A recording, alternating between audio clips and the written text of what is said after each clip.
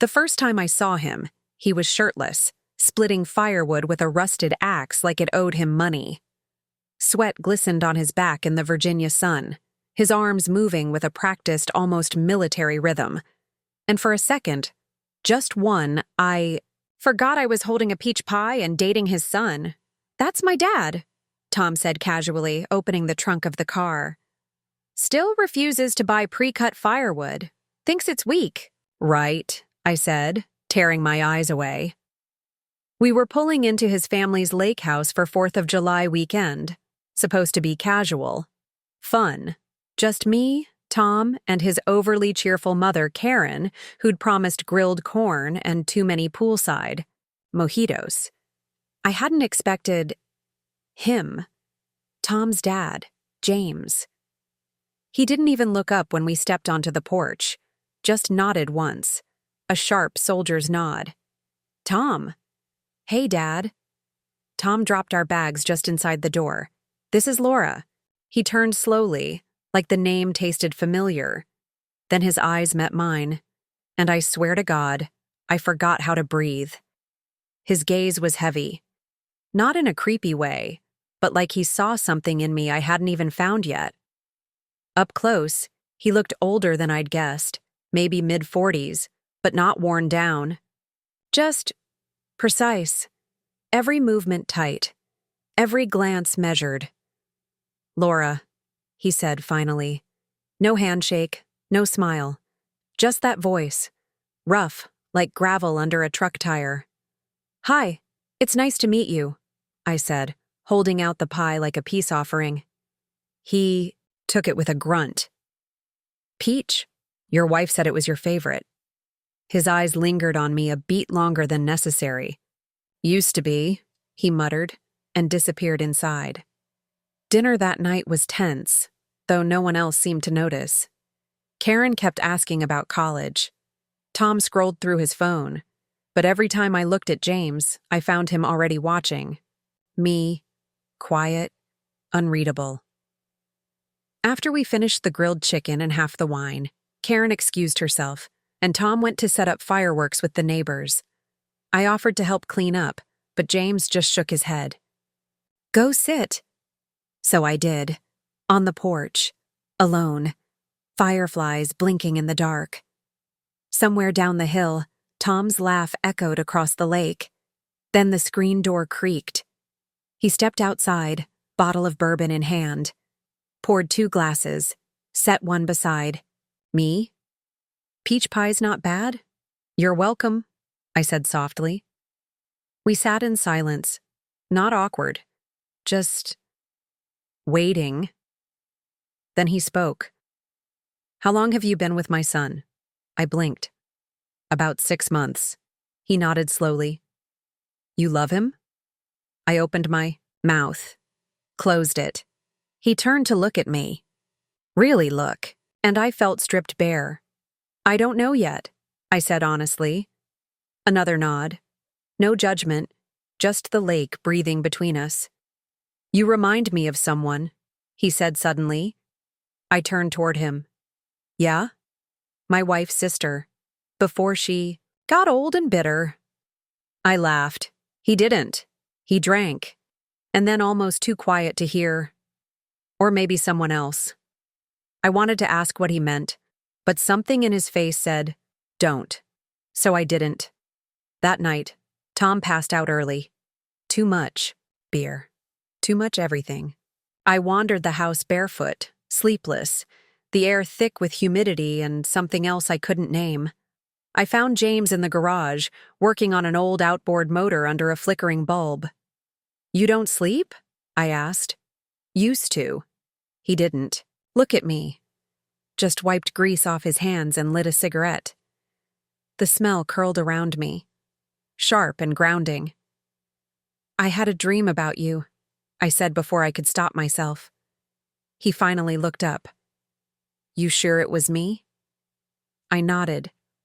"What kind of dream?" "The kind you don't tell your boyfriend about." His jaw twitched. He took a drag, exhaled slowly.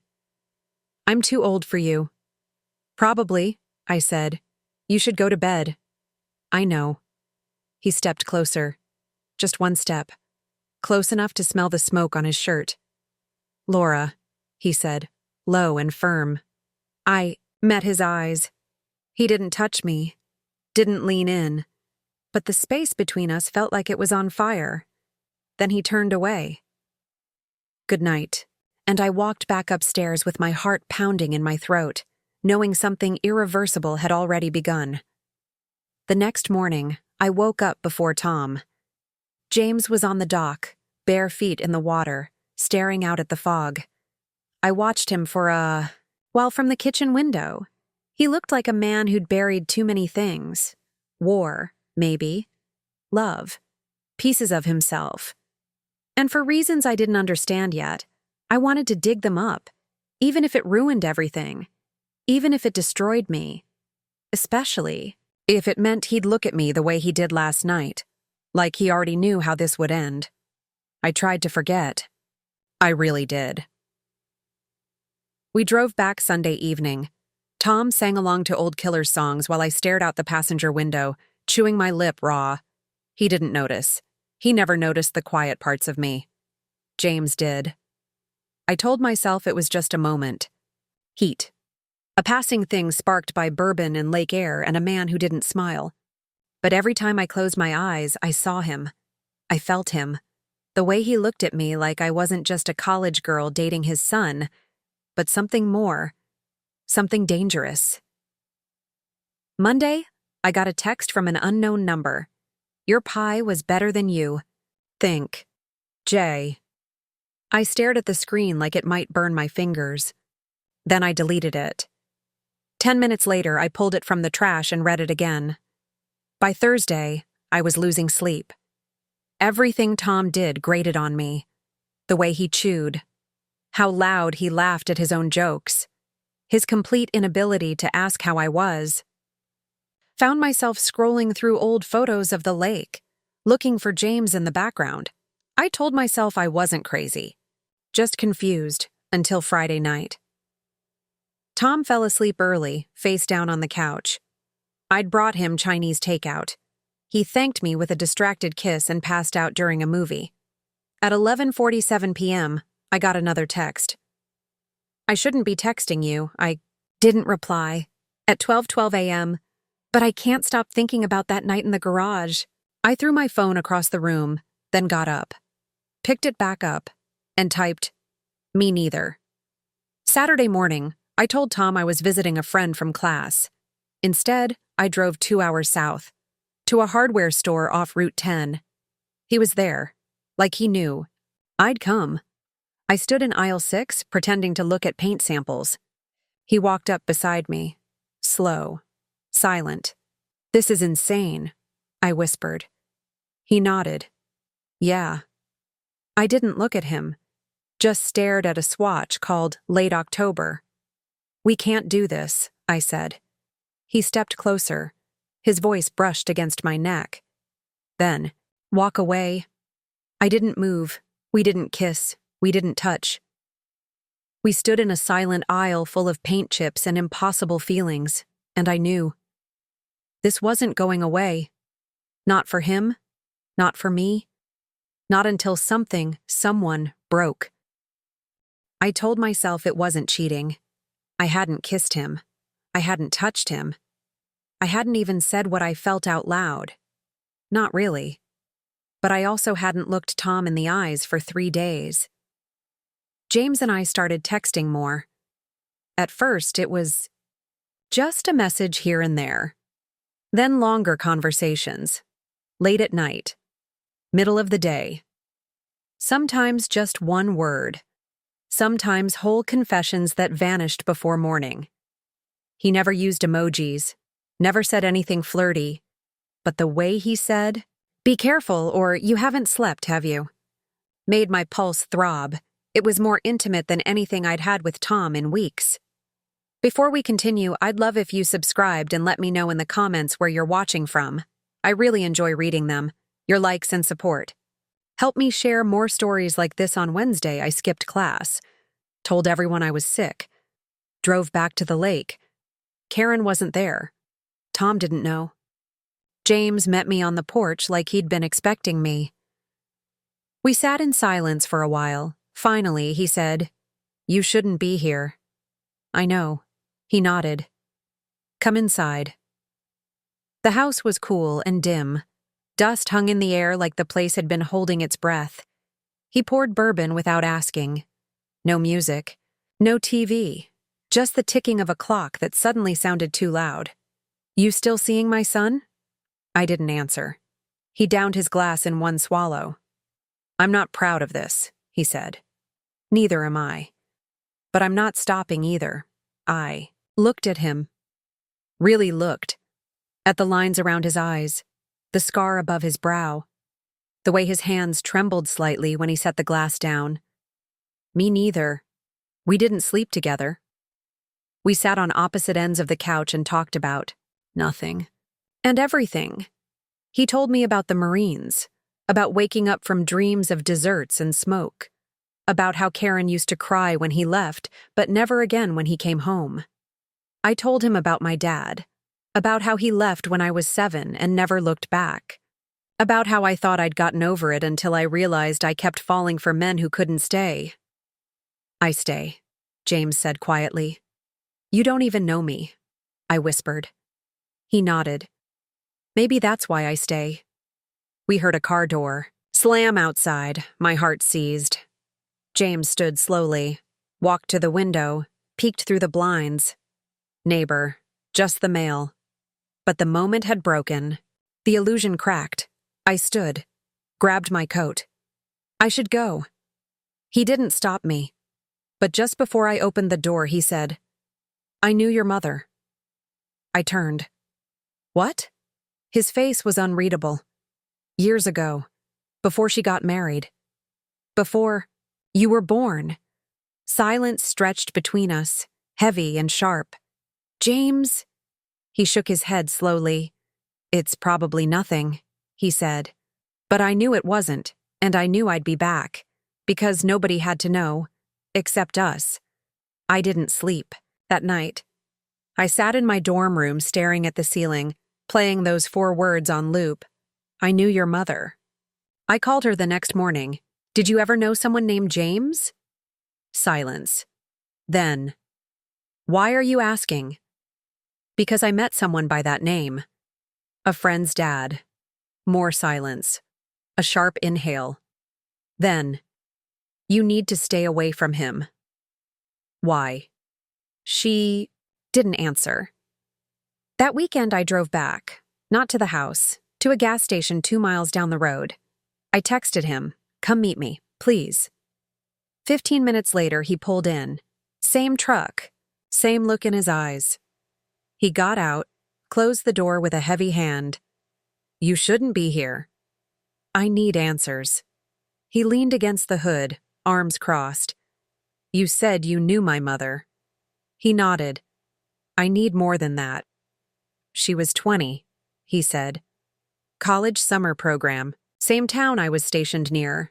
She volunteered at the VA hospital." My mouth went dry. She was warm, funny, bright as hell. We got close, fast, too fast. "What happened?" "She left, disappeared. No note, no goodbye." "And you never saw her again?" "Not until now." We sat in silence. I stared at my hands. Then he said it. "You were born 9 months after that summer, weren't you?" My body went cold. "Don't say that." "It's possible." "No. I didn't know." "I swear to you, Laura, I didn't know who you were when I first saw you. But now you do." He nodded, slowly. "And it's killing me." I stood. "Have you told Tom?" His face twisted. "God, no." "Then we need to stop this. All of it." He didn't move. "I mean it, James." He closed his eyes. "If there's even a chance you're my daughter, there isn't. There can't be. But if there is..." He looked like he was breaking. And maybe I was too. "Then we find out," I whispered. "We do a test." He looked at me, devastated. "Okay, That night, I didn't eat, didn't talk to anyone, just sat by my window, trying not to vomit. I kept replaying every word, every glance, every moment between us. And now all of it was poisoned, by blood, by possibility, by something I had wanted more than I could admit. Now maybe I'd never be able to want it again, and I still couldn't stop thinking about his voice when he said, my name. The test took 4 days. I spent every second of it walking around in someone else's skin. I couldn't look at myself in the mirror. Couldn't look at Tom. Couldn't stop hearing James's voice saying, if there's even a chance. I stopped answering James's texts. He didn't press. Just one message. No matter what the test says, I need you to know. None of it was a lie. I read it 5 times, then deleted it, then read it again in the recently deleted folder. The results came on a Tuesday. I opened the email alone in my room with trembling fingers. Paternity likelihood, 0.0%. My breath left my body in one violent sob. Not his. I wasn't his daughter. I should have felt relief, joy, freedom. But all I felt was grief. Because for 4 days, I believed I'd lost something I never truly had. I drove to the lake that night. Didn't text, didn't call. He was outside when I pulled up, just standing there like he'd been waiting. I got out, didn't say a word. He met me halfway across the grass. I held out my phone, showed him the result. He looked at it, didn't move, didn't speak. His eyes slowly closed. Shoulders collapsed. And then he looked at me. Then what the hell do we do now? I stepped forward. Close. Too close. I don't know, I whispered. But I don't want to lie anymore. We didn't touch. But we stood there, closer than we'd ever been. His hand hovered over mine, then pulled back. I've done too much damage in this life, he said. I can't be the one who ruins you. You're not ruining me, I said. You're the only one who's ever seen me. He closed his eyes again. I see you too much, Laura. That's the problem. I swallowed hard. Then look away. I can't. We stood like that until the sun disappeared, until the stars came out, soft and silent. Then I said, if we do this, we do it right. No secrets, no guilt, no hiding. He looked at me, the war still behind his eyes. Then slowly, finally, he nodded. Okay. It wasn't a kiss, it wasn't a touch. But something passed between us in that moment, and it was louder than anything either of us could say. We weren't. Father and daughter. We weren't innocent either, but we were choosing, and that choice changed everything. 3 weeks passed. No drama, no declarations, just a quiet unfolding. Tom broke up with me, not because he knew anything, just said we were drifting. He wasn't wrong, I didn't fight it. I let him go, and he left with a shrug and a half-finished sentence. James never said a word about it. We didn't rush into anything. Didn't call it love. Didn't even meet up right away. We needed time, space, silence.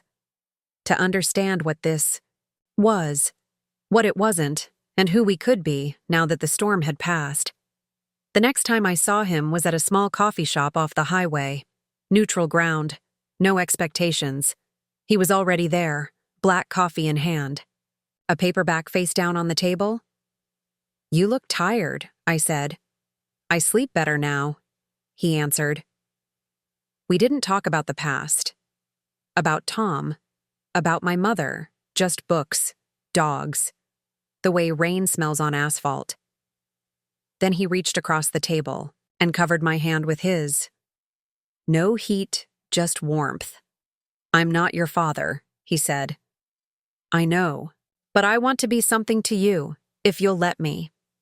I squeezed his hand. You already are. There were no fireworks after that. No grand moments, just quiet things. Dinner on Tuesdays, a walk by the lake, a hand on my back when the world felt too loud. Sometimes we'd sit in silence and let the wind speak for us. Sometimes I'd wake up and realize I wasn't holding my breath anymore. He still carried ghosts. I still had scars, but we met in the middle.